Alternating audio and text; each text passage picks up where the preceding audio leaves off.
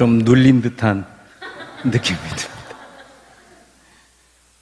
뭐 독창 대회를 하시는 것처럼 나와서 찬양하시는데 모두가 다 배에 힘을 주고 최선을 다하십니다. 여러 명 같이 하면 좀 소리를 숨기기도 하시고 그러실 것 같은데 깜짝 놀랐어요. 특별히 베이스 쪽은 그 실력이 뭐 보통이 아니십니다. 네, 여기 계셨던 분은 전문가이신 것 같은데, 네, 이분 때문에 더 이쪽이 경쟁적으로 막 한음한음을 팍팍팍 이러면서 찬양을 하십니다. 오늘 제가 교회에서 그 소리 잔소리 좀 했습니다. 찬양을 할 때 좀 크게 좀 하십시오. 크게 좀 그러세요.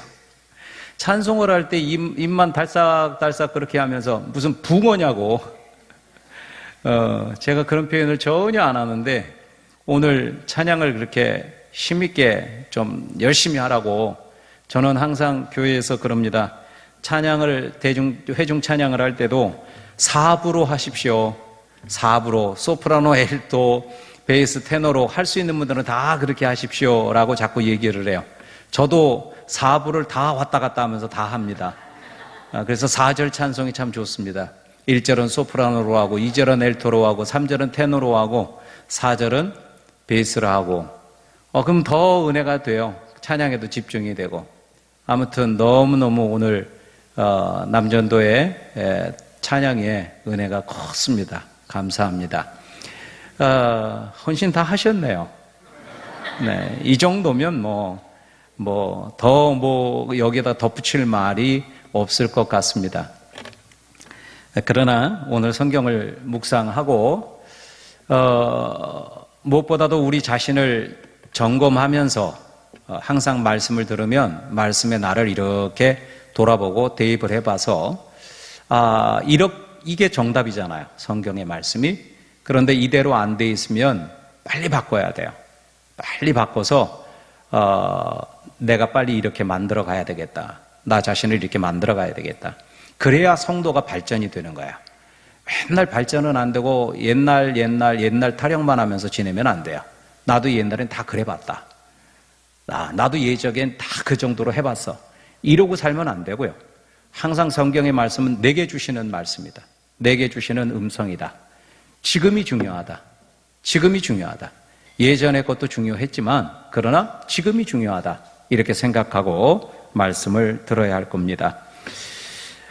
고린도 교회에 관한 문제였습니다. 고린도 교회에는 여러 가지 문제가 있어요. 많은 문제가 있었습니다. 아무래도 사람들이 모여서 있다 보면 많은 문제가 있죠.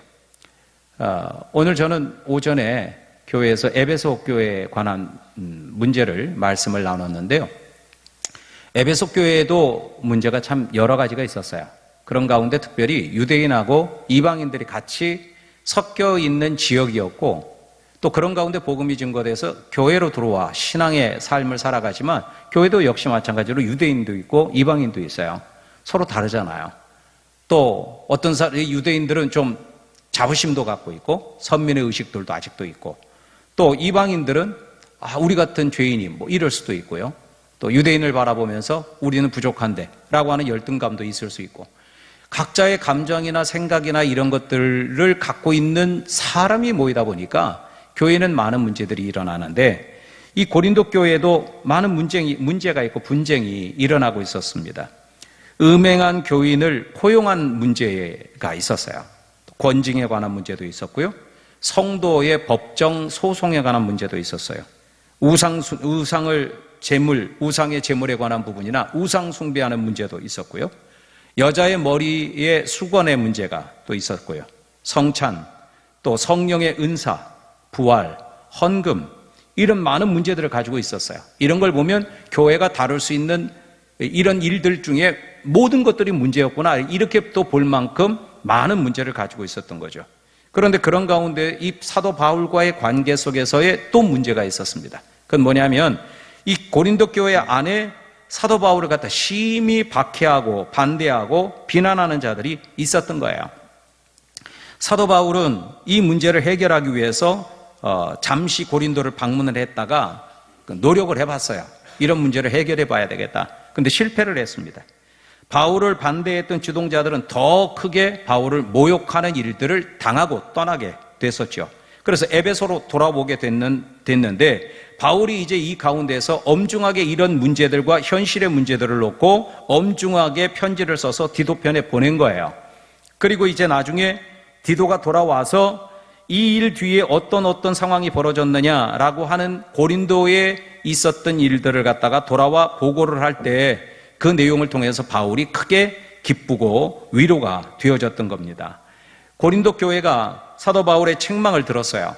그러면서 책망을 듣고 회개하면서 심각한 위기의 상황들이, 많은 문제들이 원만하게 해결되는 일들이 벌어진 거예요. 참 감사한 일이죠. 책망을 들으면, 잘못된 부분들이 지적되면 그 부분에 대해서 깨닫고 받아들여서 회개할 줄 아는 게 그게 은혜입니다. 아무리 하나님의 말씀으로 현실의 모습들, 그 교회가 갖고 있는 많은 고질적인 문제들, 이런 문제들을 이걸 다루면서 책망하는데도 불구하고 그건 그렇지만 절대로 나는 못 져, 나는 포기 못해, 나는 양보 못해, 이러고선 버티고 있으면 그 은혜가 안 되죠. 교회는 그런 가운데서 무슨 은혜가 되겠습니까? 여러분 아시죠? 교회는 언제나 평안해야 합니다. 평안해야 합니다. 교회는 많은 문제들을 갖고는 있을 수 있지만 교회는 평안해야 합니다. 하나님 앞에 모두가 다 나는 하나님 앞에 있는 자야 라고 하는 의식만 분명하게 갖고 있어도 교회는 평안한 거예요. 각자에게 많은 문제들이 있는데 그 문제가 사실을 보게 되면, 따지고 보면 각자의 문제, 자기의 문제지 너의 문제가 아니라 나의 문제예요, 사실은. 그런데 그런 부분들을 인정하지 못하고 또 하나님의 말씀으로 책망이 되어져도 그 부분들을 받아들이지 못하고 내 자신을 변화시키지 못하면 계속해서 그 문제의 평행선을 가게 되잖아요. 그러면 교회가 은혜가 되겠습니까? 평안하지 못하면 성도들이 은혜를 못 받는 거예요. 개개인적으로 모두가 다 마찬가지입니다. 여러분들도 심령이 평안한 가운데 있어야 은혜의 생활들이 잘 돼요. 복잡하고 힘겨운 상황들이 계속되어지면 은혜가 안 되는 거예요. 은혜는 뭐 사모하시겠습니까? 신앙의 자리에 열심히 나갈 수가 있겠습니까? 그러지 못하잖아요. 그런데 다행스럽게 고린도 교회가 사도 바울의 책망을 들으면서 회개한 거예요. 감사하고 고마운 일이죠. 심각한 위기의 상황에서 원만하게 해결이 되어졌어요. 그런데 문제가 해결이 안 된 게 있었습니다. 뭐냐면 바울에 대하여서 비난하고 있었던 목소리가 누그러지지를 않는 거예요. 그러니까 이제 이런 문제를 바울이 심각하게 생각을 했죠. 어떻게 해야 되겠습니까? 이걸 분명하게 좀 오해를 풀고 이들이 바울의 가르침도 계속해서 받아들이고 이렇게 해야 할 텐데, 그래야 교회가 성장이 되잖아요. 사도 바울이 이제 지금의 위치에서는 사람이 변하여서 새 사람 되어진 모습이기 때문에 자기의 어떤 욕심이나 자기의 명예나 이런 것들을 위해서 사람들에게 또는 교회에게 권면하는 사람이 아니었던 거예요. 교회를 위하고 성도들의 신앙과 발전을 위해서 권면하고 있는 입장인 거죠. 그런데 오늘 이렇게 그들을 지도해야 되는 바울을 인정하지 않고 이렇게 비난하고 있으니까 이 문제가 해결되어야 할 것 아니겠습니까? 그러니까 바울은 적극적으로 자신의 진실성, 성실함, 이런 것들을 강력하게 변호하기 시작을 한 거예요. 이런 부분들이 사실은 불필요하지만 지금 고린도 교회의 성도들의 모습들이 이러니까, 그래서 지금 마게도냐에 있으면서 거기에 본 서신을 기록하는 이런 내용이 됐던 겁니다. 바울은 자신을 이렇게 소개를 해요. 스스로 사도된 자 아니면 여호와 하나님의 은혜로 오늘 나는 하나님의 사람이 되었어, 주의 복음을 전하는 자가 되었어. 여러분, 바울은 자기 자신을 어떻게 이야기했을까요? 스스로 사도가 되었어, 아니면 하나님의 놀라운 은혜로 사도가 되었어. 사도 바울은 어떻게 이야기하고 있을까요? 그는 예수 그리스도 안에서 예수를 만나고 그리고 새 사람이 되는 가운데 놀라운 은혜를 경험을 했죠. 그래서 나의 나 된 것은 주의 은혜로 된 것이다. 이것이 그의 마음속, 아니 뼛속 깊은 곳까지 다 새겨져 있어요. 그런데 사람들은 비난을 합니다. 이 사람이 스스로 사도된 자라고 해서 비난합니다. 오해를 합니다. 그 부분에 대해서 자신이 호소하면서 그 오해를 풀고 이제는 좀 은혜의 길들이 열려지기를 바라는 마음 속에서 그들에게 호소하고 있는 거예요. 바울은 그것을 위해서 자신의 사도직 근원, 그 역할, 그리고 그 직임을 감당하는 자신의 마음가짐을 이야기를 합니다. 진실되게 호소를 하고 있는 거예요. 들어주라고. 그런 나를 인정하기 위해서 그거 아니라고 말씀드렸죠. 오늘 그렇게 해야 이들이 내가 가르치고 돕고 지도하는 모든 걸 잘 받아들일 수도 있고, 이 사람들이 잘못 오해하고 있는 것 때문에 은혜의 문이 바뀔 수 있는데, 그게 열려지면서 성도들이 자라고 성장되어지고 교회가 자라가고, 이걸 간절하게 소망하고 있었던 겁니다. 그래서 이야기하고 있는 겁니다. 오늘 내 사도직의 근원은 어디에서부터 시작됐는가? 그리고 내가 감당해야 되는 직임, 역할의 일들은 무엇인지, 이 일들을 내가 맡으면서 지금까지 어떤 마음으로 감당하고 있는지를 고백을 하게 된 거예요. 우리 잘 알죠? 성경의 말씀을 통해서 이 사도 바울이 회심하기 전에 어땠었느냐? 그 사람은 예수 그리스도를 핍박하고 그를 믿는 자들을 박해하는데 앞장섰던 사람이잖아요. 그때는 예수를 세상적 그리고 인간적인 기준에 따라서 판단을 해본 거예요. 그랬더니 예수가 잘못된 거고 그를 따라가는 사람들 모두가 잘못된 거죠. 그래서 그걸 박해하고 그 일에 앞장서고 있었던 겁니다. 어떤 생각이라고 했습니까? 예수에 대하여서 세상적이고 인간적인 기준을 갖고서 판단을 해보니까 잘못된 거예요. 그런데 그 잘못되어졌다라고 판단한 사람이 잘못된 거잖아요. 그런데 지금은 예수 그리스도의 놀라우신 은혜로 거듭남의 놀라운 역사를 체험했습니다. 그러니까 완전하게 새로운 존재가 되어지고 새로운 피조물이 되어졌고, 그런 가운데에 사도직을 지금 수행하고 있다는 것입니다. 그걸 밝혀주고 있습니다. 그래서 지금 사도직의 근원, 내가 사도로서 역할을 감당하고 있는데 그 근원이 어디 있었느냐? 그리스도 안에 있었다. 그러니까 나라는 사람은 옛날에 이런 사람이었는데 예수 그리스도를 만나고 그리스도 안에서 새롭게 창조가 되었다. 이렇게 고백을 하고 있는 겁니다. 이거 중요한 고백입니다. 여러분, 오늘도 우리들도 모두가 다 과거의 죄인들이었는데 예수 그리스도를 만나서 오늘 여기에서 그가 표현하고 있는 내용들은 그것이죠. 그리스도 안에서 새 창조되어진 나, 그리고 그런 가운데 사도직을 감당하고 있는 거야 라고 이야기를 하는데, 이런 일들을 우리는 이렇게 표현을 합니다. 예수 그리스도 안에서 새 사람이 되었도다. 우리 모두가 그렇죠. 예수 믿고 죄인이었던 우리가 다 변하여서 새 사람이 되었도다. 옛사람은 다 지나갔으니 보라 새 것이 되었다라고 고백을 하잖아요. 바울도 똑같은 은혜를 고백하고 있는 겁니다. 나 옛날에는 이렇게 인간적인 판단을 갖고 인간적인 기준을 가지고서 예수님을 판단하면서 그 예수를 박해하고 예수를 믿는 사람들을 박해했던 그런 존재여서, 그런데 내가 지금 그리스도 안에서 새 창조를 받았다. 새로운 피조물이 되어진 거야. 그러면서 이제는 하나님과 화목한 관계, 오늘 성경의 말씀에 계속해서 화목이라고 하는 관계가 나오고 있죠. 그러면 예전은 어떻다는 겁니까? 예전에 죄 가운데 있을 때에는 하나님과의 관계가 화목의 관계겠습니까? 원수의 관계겠습니까? 원수의 관계였죠. 그런데 이제 그리스도를 통해서 새로운 피조물이 되어진 나는 우리 하나님과 화해한 생명적 관계에 놓여있는 존재다라고 하는 부분들을 고백하고 있는 겁니다. 바울은 죄인인 자신이 새 것이 된 것, 그리고 이 가운데에서 사도직을 받아서 감당하고 있는 것, 이 부분을 설명하고 싶어서 이야기하고 있는 거예요. 그래서 직접적인 자신이 이렇게 변화되고 새 사람이 되고 사도의 일들을 감당하게 되어진 직접적인 동기를 이렇게 표현합니다. 한번 따라해 보십시다. 그리스도의 강권적 사랑. 그리스도의 강권적 사랑이라고 이렇게 표현하고 있습니다.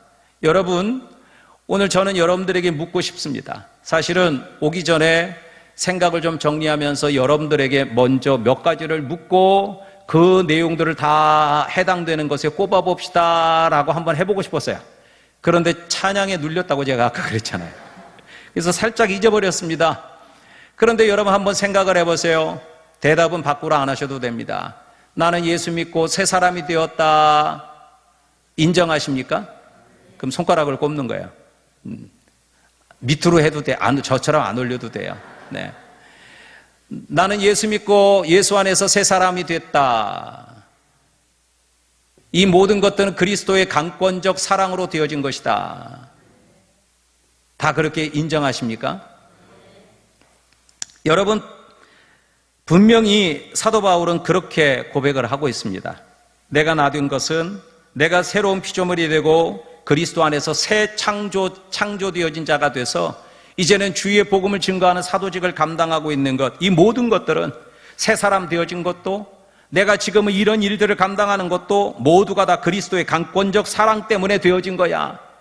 17절의 말씀에 그런즉 누구든지 그리스도 안에 있으면 새로운 피조물이라 이전 것은 지나갔으니 보라 새 것이 되었도다. 조금 전에 제가 여러분들에게 여쭤봤죠. 모두가 다 새로운 사람들이 됐느냐, 새로운 피조물이 됐느냐. 오늘 여기 성경에 누구든지라고 했습니다. 어떤 죄를 갖고 있는 사람이라도 그리스도 안에 있으면 새로운 피조물이라. 그렇다면 그 사람은 지금 어디에 있다는 겁니까? 예수 안에, 그리스도 안에 있는 거고요. 그 가운데에서 새로운 피조물, 완전히 새롭게 창조가 된 거예요. 그 사람의 존재가 남아있으면서 말로만 새로운 것, 새로운 피조물 이렇게 말하는 게 아니라 완전히 새롭게 창조가 되어진 것을 의미하고 있는 말씀의 내용이에요. 이전 것은 어떻다고요? 지나갔으니 보라 새 것이 되었도다. 여러분들은 새 것, 흔 것 아니면 혼합형 뭡니까? 새 것입니까?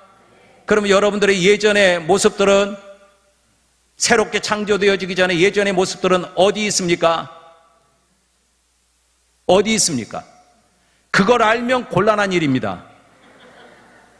성경의 말씀은 다 지나갔습니다.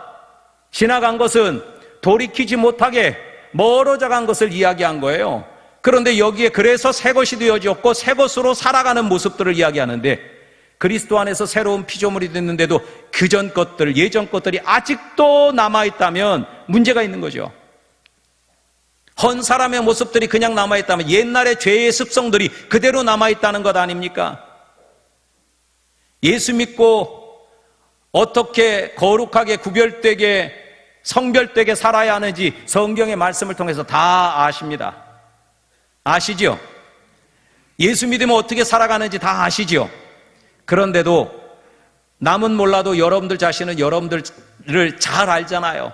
그런데 나는 아직도 옛 습관들이 그대로 남았다.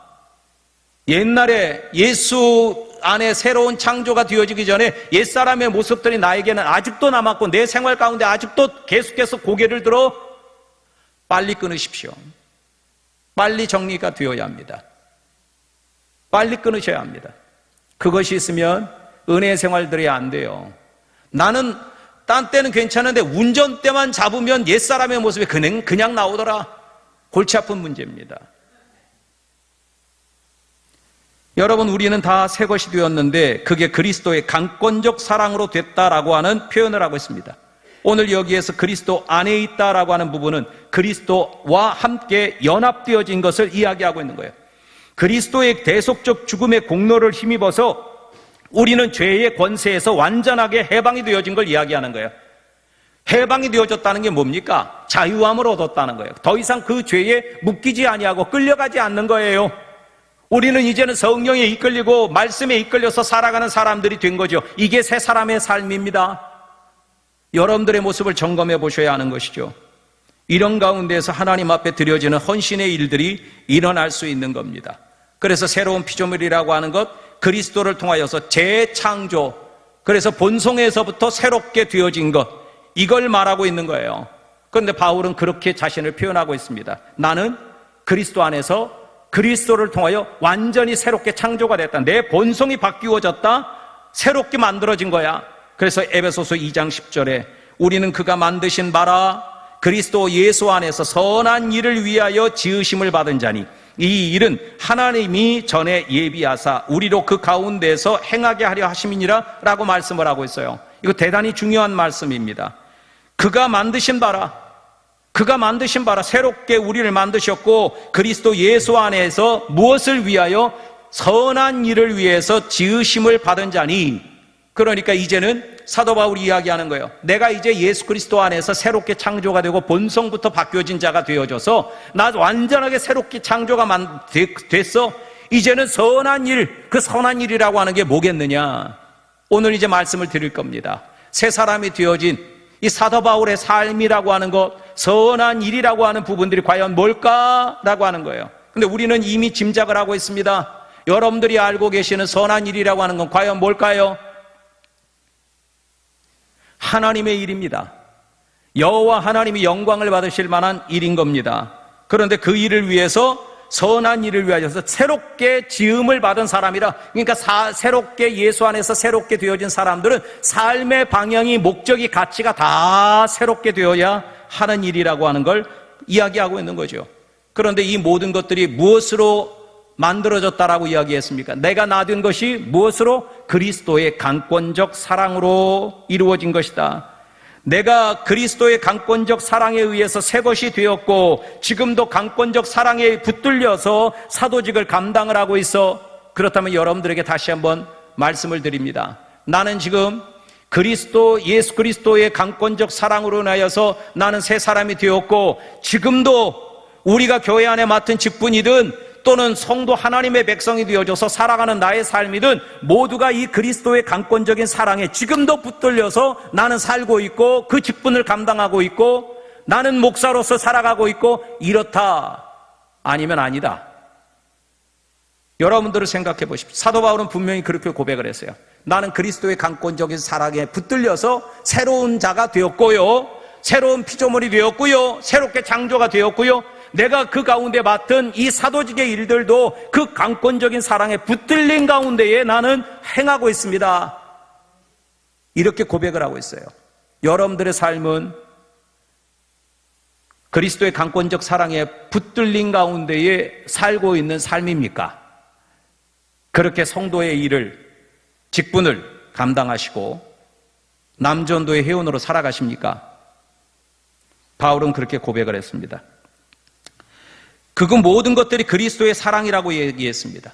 그리스도의 사랑은 뭐 설명 안 해도 잘 아시죠? 하나님이 독생자 예수를 이 땅에 보내시었고요, 인류의 모든 죄를 대속해서 십자가 지고 죽으신 대속의 그 은혜를 의미하는 게 바로 그리스도의 사랑입니다.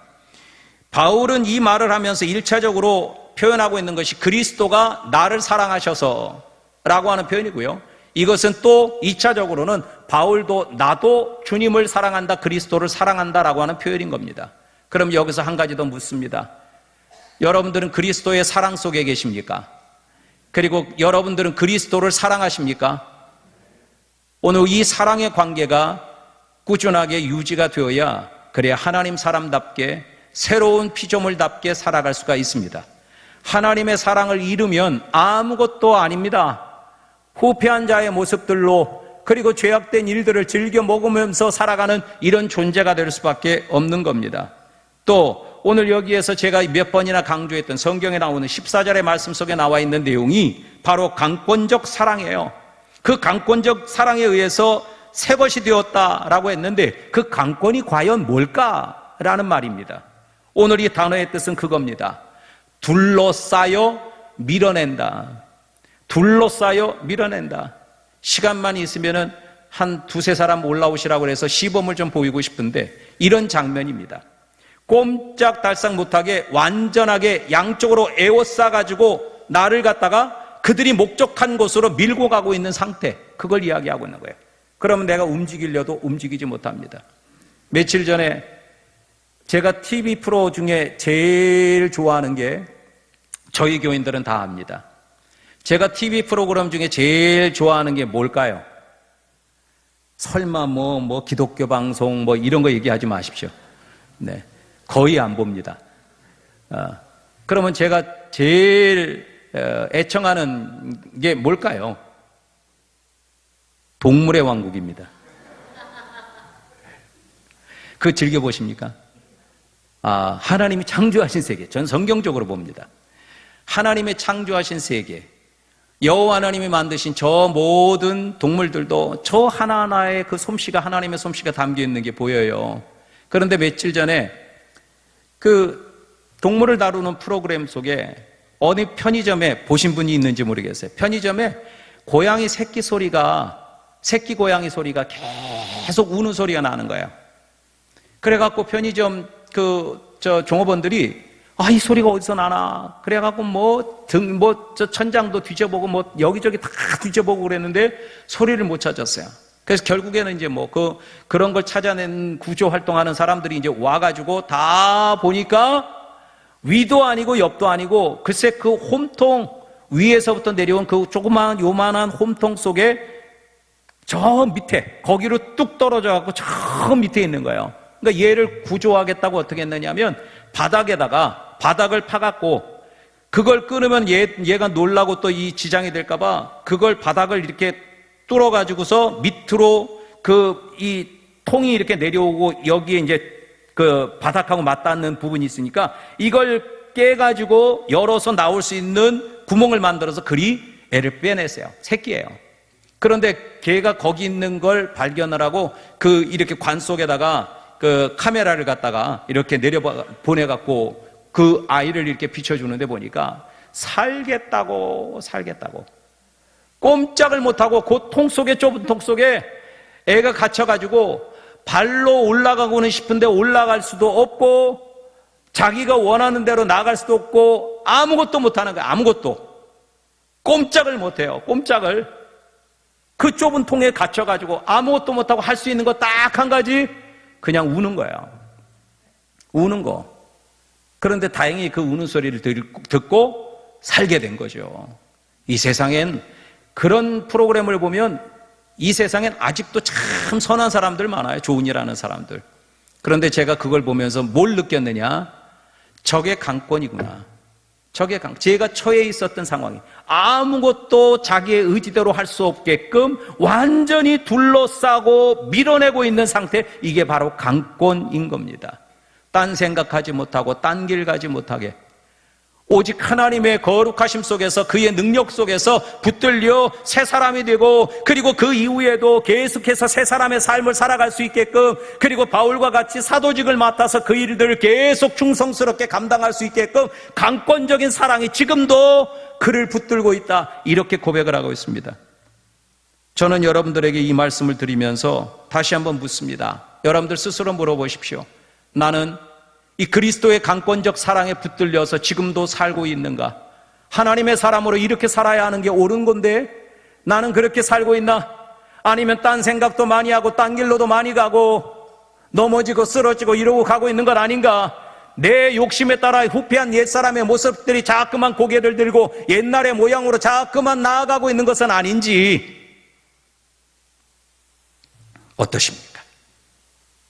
어떠십니까?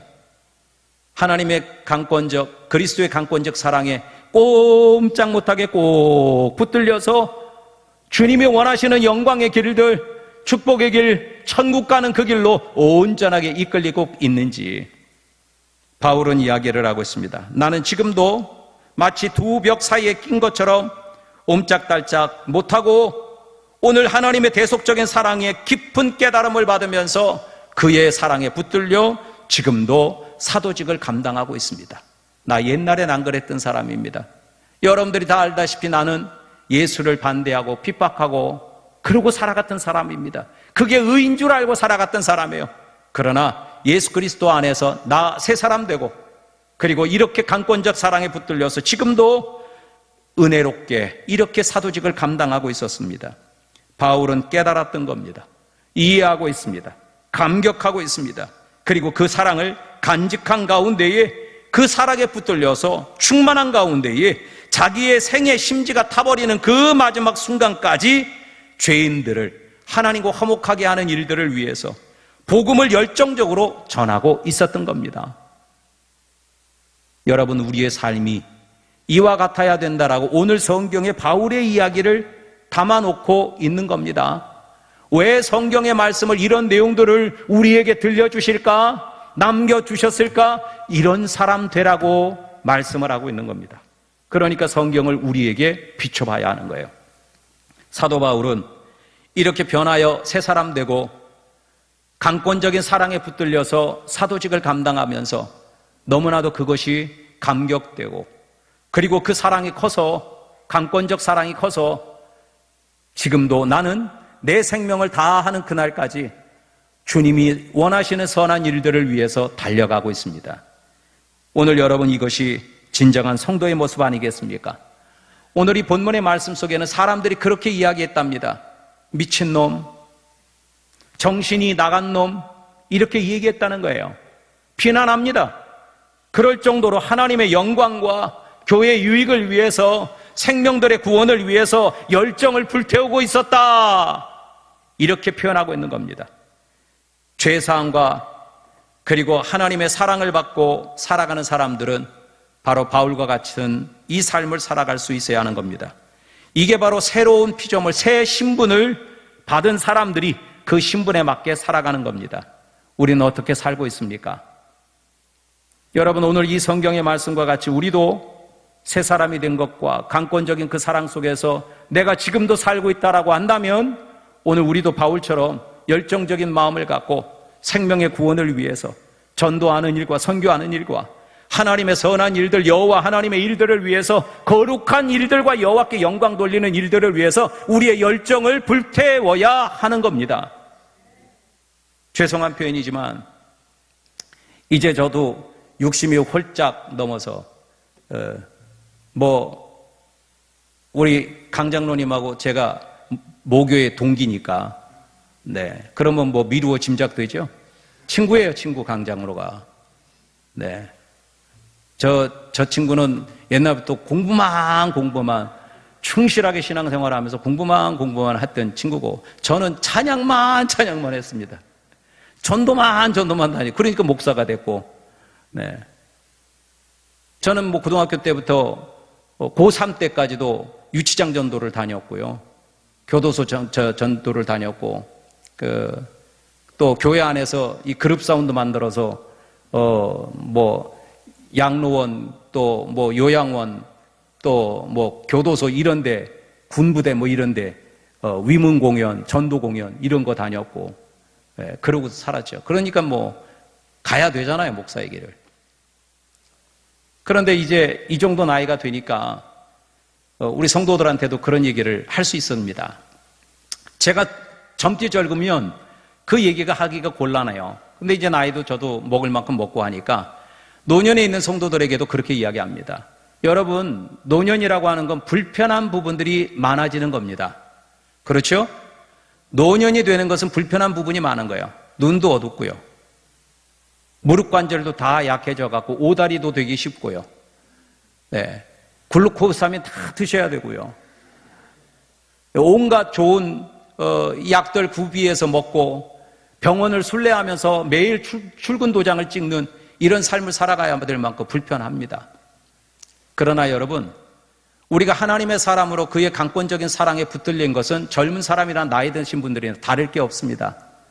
그렇기 때문에 오늘 우리가 분명하게 깨달아야 하는 건, 불편한 부분이 있기 때문에 젊을 때보다 불편하지 않은 사람들만큼 그렇게 움직임을 통하여서 열정적으로 헌신은 못해도 그리스도의 사랑에 붙들린 우리의 심령만큼은, 우리의 헌신하겠다라고 하는 마음만큼은 열정이 넘쳐야 된다, 그겁니다.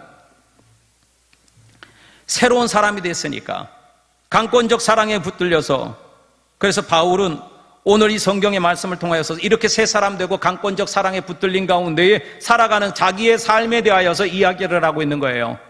그 첫 번째가 15절의 말씀에, 그가 모든 사람을 대신하여 죽으심은 살아있는 자들로 하여금 다시는 그들 자신을 위하여 살지 않고 오직 그들을 대신하여 죽었다가 다시 살아나신 이를 위하여 살게 하려 함이라 라고 말씀을 했어요. 누구 위해서 살라는 겁니까? 새 사람 된 사람은 예수를 위한 삶을 살아가는 겁니다. 새 사람 되어졌고 강권적인 사랑에 붙들려 살아가는 사람들은 예수를 위해서 살아야 합니다. 이것이 우선되어진 삶을 살아갈 수 있어야 되는 겁니다. 예수의 대속 죽음의 1차적 목적이 죄인들을 구원하는 일이었기 때문에 오늘 이렇게 구원받은 사람들도 그리스도를 위하여서, 오늘 이 영혼들을 위하여, 이들 구원하는 일들을 위해서 열심히 살아가야 한다라고 하는 부분을 이야기하고 있는 거죠. 그래서 예수를 위하여서 살아가는 삶이라고 하는 걸 정리하면 그렇습니다. 요한복음 14장 23절에 사람이 나를 사랑하면 내 말을 지키리니 라고 했어요. 그 말이 뭐예요? 예수를 위해 살아가는 사람들은, 새로운 삶이 되어져서 예수를 위하여서 살아가겠다는 사람은 그 하나님의 말씀에 순종하는 삶이 되라, 성경의 말씀에 순종하고 아멘하고 살아가는 성도가 되라, 그렇게 말씀을 하고 있는 거예요. 그래서 저희 교회에 교회표, 금년표가 아니라 교회표가 주님의 뜻이라면 아멘, 아멘 하는 교회. 주님의 뜻이 성경의 말씀에 다 담겨 있고요, 이 하나님의 말씀이라고 하면 그 앞에 누구라도 할 것 없이 전부 아멘하고, 어떤 말씀이라도 아멘하면서 살아가라. 예수 그리스도, 그분을 위하여 살아가는 성도의 삶은 오직 하나님의 말씀에 아멘하고 순종하며 살아가는 삶입니다. 두 번째, 예수 그리스도를 위하여서 살아가는 삶은 그를 증거하는 삶이에요. 우리 잘 알죠? 사도행전 1장 8절에 뭐라고 말씀하십니까? 오직 성령이 너에게 임하시면 너희가 권능을 받고 예루살렘과 온 유다와 사마리아와 땅끝까지 이르러 내 증인이 되리라. 뭐 하라는 거예요? 증인된 삶을. 증인된 삶이 뭡니까? 복음을 전하는 겁니다.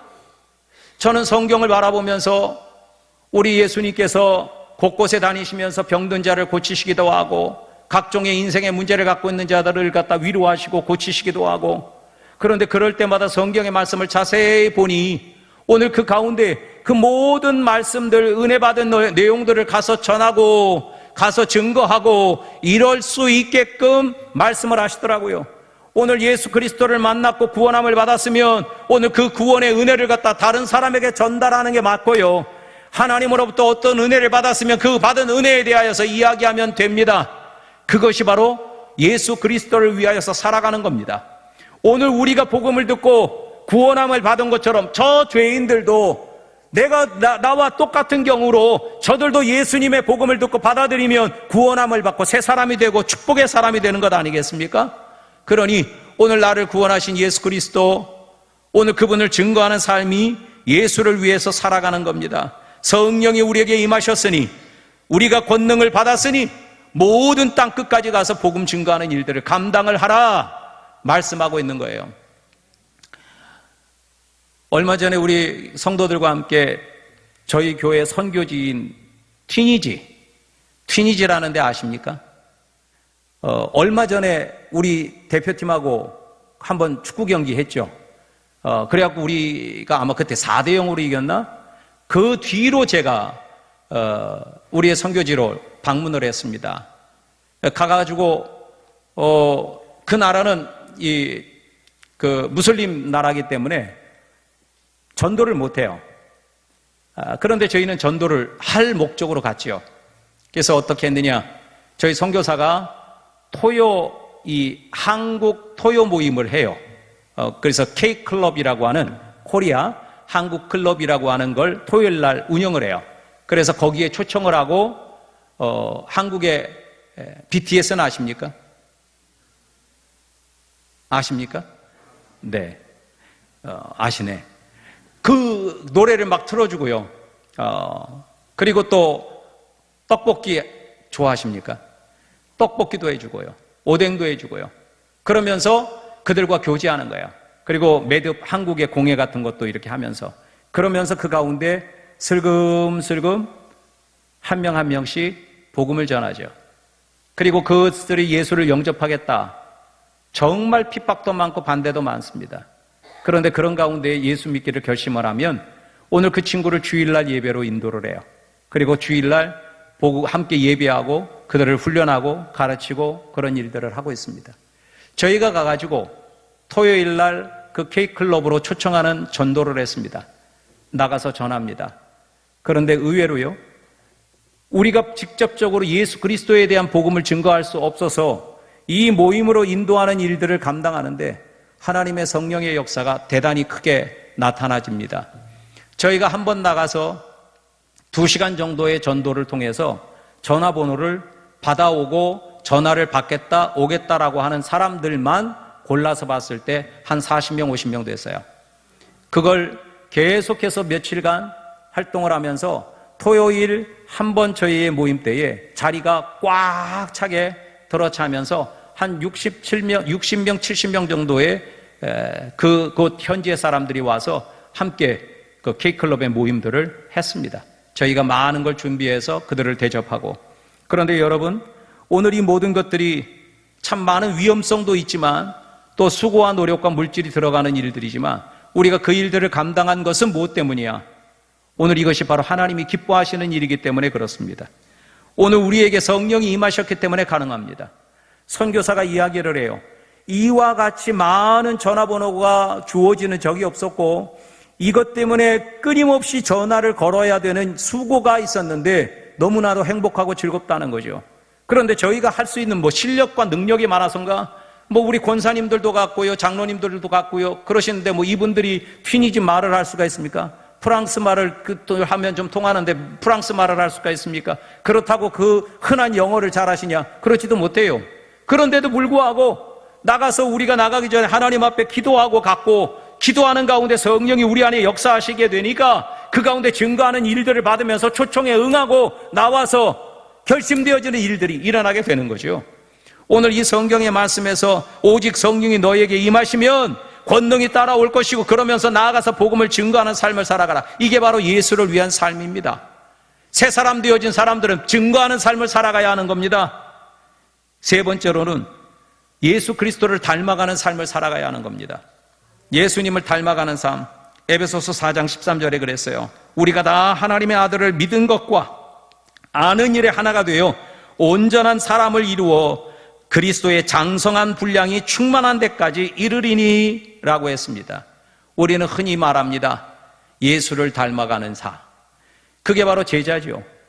제자들은 예수님과 함께 생활해 나가면서 주님으로부터 말씀 듣고 예수님께서 행하시는 것 보고 그분이 기도하는 것 보고 그리고 따라가는 겁니다. 행하는 겁니다. 그분이 하신 것처럼 우리 하나님께 순종하는 것처럼 우리도 순종을 하는 거고 그분이 기도하는 것처럼 우리도 기도하는 거고 그분이 다른 사람들의 생명 구원을 위해서 헌신하는 것처럼 우리도 헌신하고 내 것을 내주는 일들을 하고 그 한 영혼을 귀중하게 사랑하고 여기고 이 모든 것들을 닮아가는 것입니다. 그것을 그리스도의 장성한 분량까지라고 말씀을 하셨어요. 여러분, 오늘 이 새 사람 된 바울은 예수를 위해서 살았습니다. 그 예수를 위하여서 살아가는 것은 그리스도를 사랑해서 그 계명에 순종하는 것이라고 했습니다. 어떠십니까? 말씀에 아멘하는 입술만의 아멘이 아니라 진정한 아멘의 삶을 살고 계십니까? 여러분, 그리스도를 증거하는 생활입니다. 여러분들은 생활 속에 받은 은혜를 전하십니까?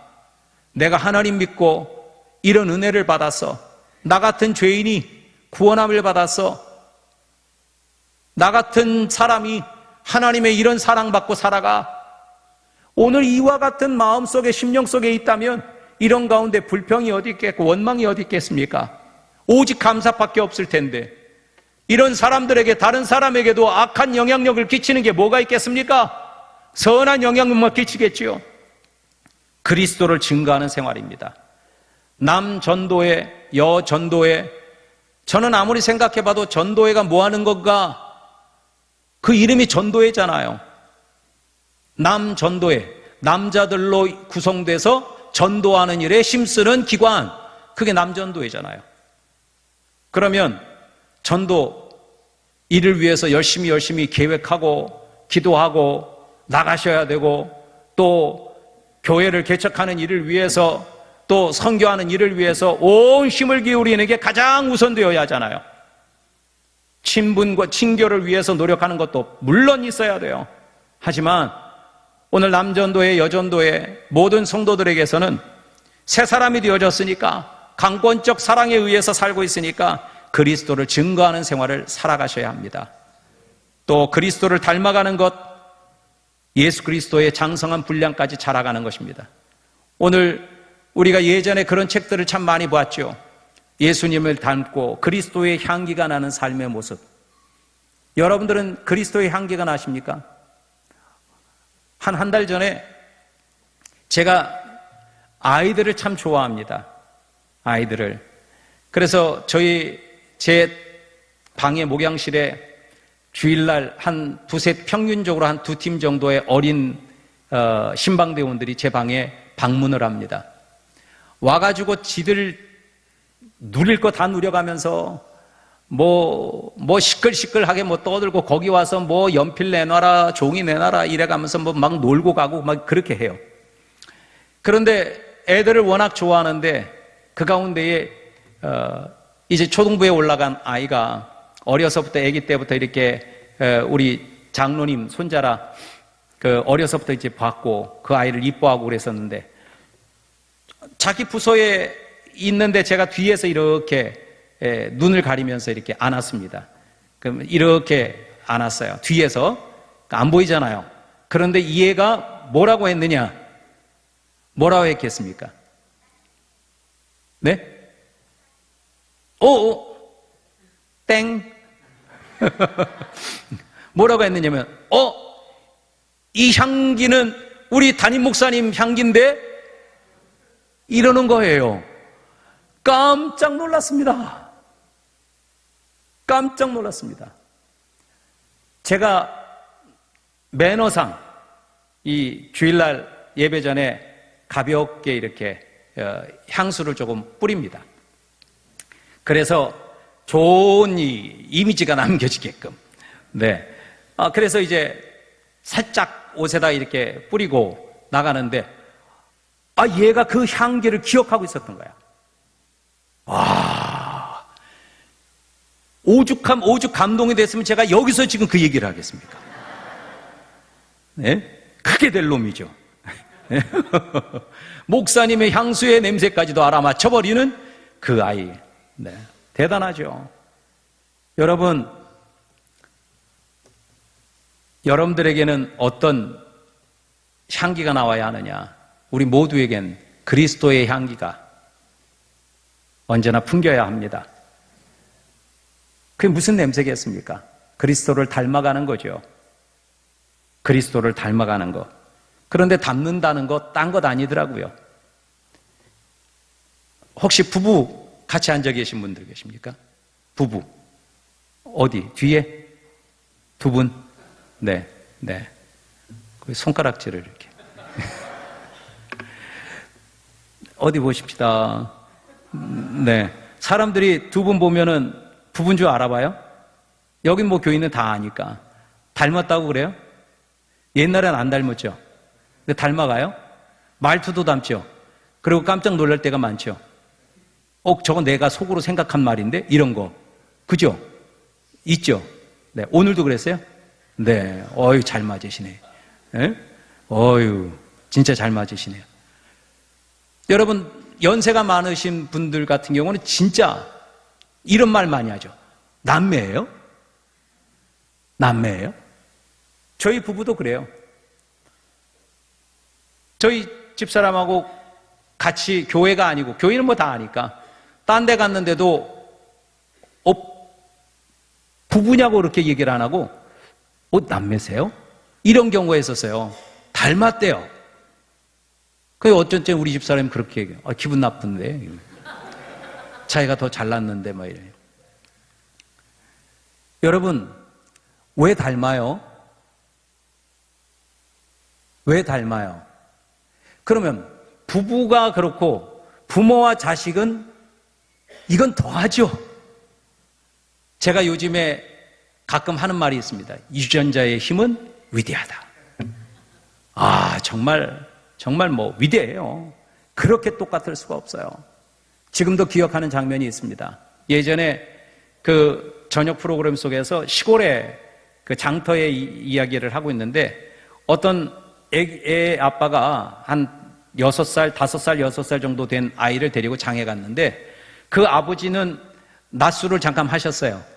그래갖고 약간 치기가 있는 가운데 손을 뒷짐을 지고 이렇게 장을 이렇게 걸어가고 있는데 그 아이가 5살, 6살 된 아이가 뒤를 따라가는 자기 아빠하고 똑같은 폼으로 이렇게 걸어가는 걸 카메라에 잡은 거야.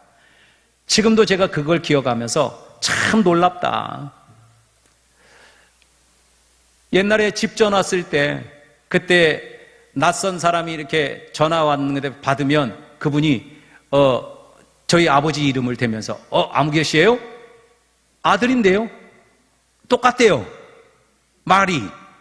왜 그럽니까? 부부는 왜 닮습니까? 왜 그럽니까? 사랑의 관계고요. 오래 함께 나누며 살기 때문에 그런 겁니다. 부모와 자식이 닮는 것은요. 왜 그럽니까? 말씀드렸잖아요. 유전자의 힘이라고. 그분의 것들을 받는 거예요. 그래서 닮아가는 겁니다. 그분과 함께 살아가는 겁니다. 그래서 닮는 겁니다. 그분을 사랑하는 겁니다. 그래서 닮는 겁니다. 그분이 말하는 거 같이 생활해 나가면서 그분이 말하는 투, 행동하는 거, 그 모든 것들을 다 나도 모르게 내 몸이 흡수하는 거예요. 우리는 주님을 닮아가야 하는 겁니다. 헌신되는 성도는 그리 살아야 합니다.